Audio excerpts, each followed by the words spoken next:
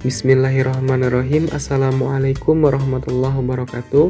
Perkenalkan, nama saya Diki Darmawan.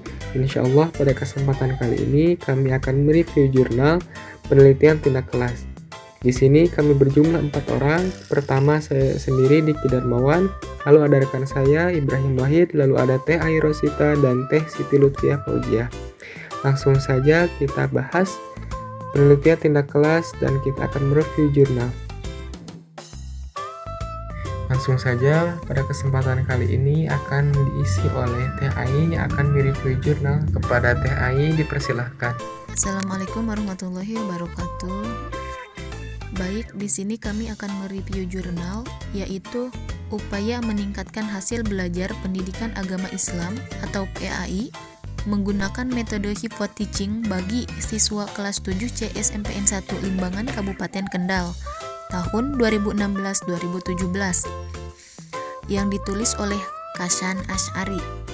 Permasalahan yang terjadi pada penelitian ini yaitu siswa kelas 7C SMPN 1 Limbangan yang tergolong rendah.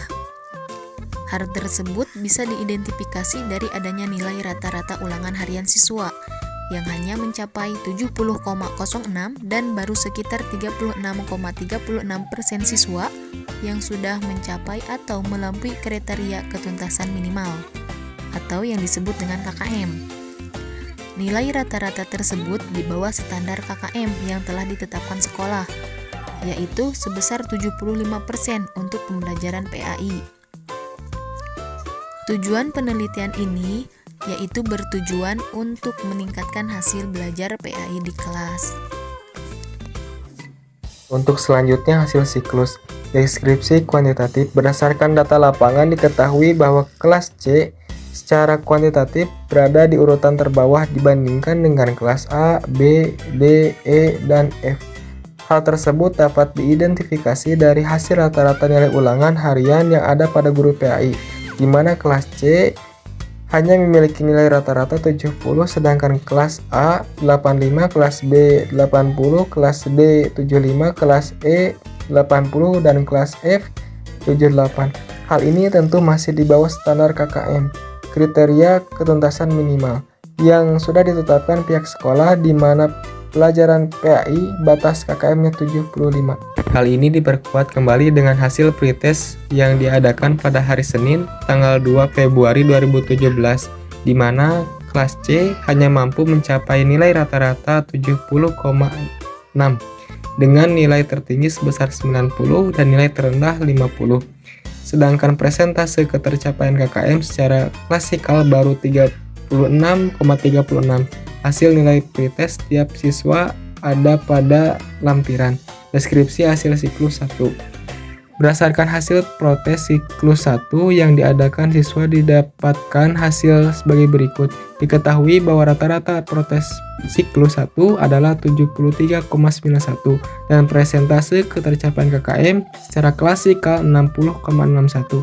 Dari kondisi tersebut diketahui bahwa dalam pelaksanaan siklus 1 ternyata indikator kinerja belum bisa tercapai.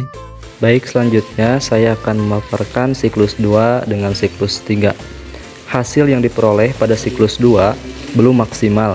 Hal ini bisa dilihat dari hasil post-test, di mana siswa hanya mengalami peningkatan 3,33, di mana min pretest 70,06 meningkat menjadi 73,39.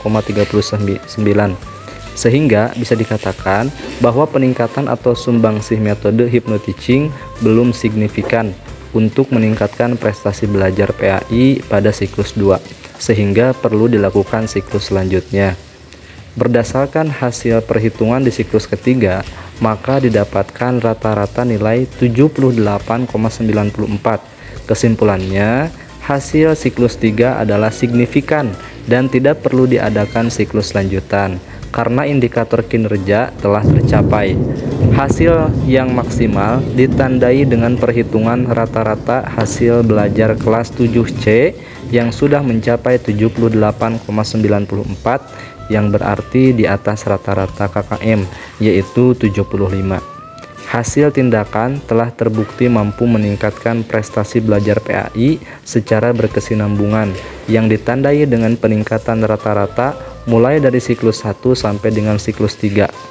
Peningkatan prestasi belajar siswa kelas 7C SMP Negeri 1 Limbangan dengan menggunakan metode hypnoteaching telah sesuai dengan indikator keberhasilan yang telah ditetapkan. Baik, selanjutnya saya akan memaparkan kajian pustaka dari artikel yang kami review. Yang pertama, hasil belajar. Menurut Purwanto 2010, hasil belajar merupakan istilah yang tersusun dari dua kata, yaitu hasil dan belajar.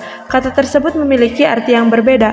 Definisi hasil menunjukkan atas suatu perolehan yang diakibatkan dari aktivitas ataupun proses suatu kegiatan. Yang kedua, metode hypnoteaching. Menurut Muhammad Nur 2010, hypnoteaching adalah bagaimana mengajar dengan memberikan sugesti pada peserta didik. Jadi, sasaran hypnoteaching adalah para guru atau pendidik di dalam menjalankan fungsinya sebagai pendidik. Sedangkan, untuk para peserta didik yang belajarnya menggunakan teknik hipnosis disebut dengan metode hypnolearning, yaitu teknik menghasilkan fans saat belajar sehingga membuat peserta didik selalu ketagihan belajar. Yang selanjutnya, hasil penelitian dan pembahasan. Yang pertama, deskriptif kualitatif. Memberikan soal pretest kepada siswa sebagai langkah awal untuk meneliti efektivitas penggunaan metode hypnoteaching. Berdasarkan observasi lapangan, sebelum melaksanakan tindakan pada siklus pertama, siswa nampak dalam proses pembelajaran kurang bersemangat dan kelihatan jenuh dengan pelajaran PAI. Bahkan mereka nampak acuh dengan materi yang disampaikan oleh guru. Untuk itu, guru mencoba mewawancarai beberapa siswa kelas 7C. Hal tersebut dilakukan untuk memperkuat hasil observasi dan hipnotesis awal penelitian. Baik, hanya itu saja yang dapat saya sampaikan. Setelahnya dikembalikan kepada moderator. Terima kasih pada teman-teman yang sudah memaparkan. Untuk kesimpulannya, berdasarkan hasil perhitungan di siklus ketiga, maka didapatkan rata-rata nilai 78,94. Kesimpulannya, hasil siklus 3 adalah signifikan dan tidak perlu diadakan siklus lanjutan, karena indikator kinerja telah tercapai. Hasil yang maksimal ditandai dengan perhitungan rata-rata hasil belajar kelas 7C yang sudah mencapai 78,94, yang berarti di atas rata-rata KKM yaitu 75. Hasil tindakan kelas telah terbukti mampu meningkatkan prestasi belajar PAI secara berkesinambungan, yang ditandai dengan peningkatan rata-rata dimulai dari siklus 1 sampai dengan siklus 3. Peningkatan prestasi belajar siswa kelas 7C SMP Negeri 1 Limbangan dengan menggunakan metode hypnoteaching telah sesuai dengan indikator keberhasilan yang telah ditetapkan. Hanya itu saja yang dapat kami sampaikan. Wallahu muwaffiq ila aqwamit thoriq. Wassalamualaikum warahmatullahi wabarakatuh.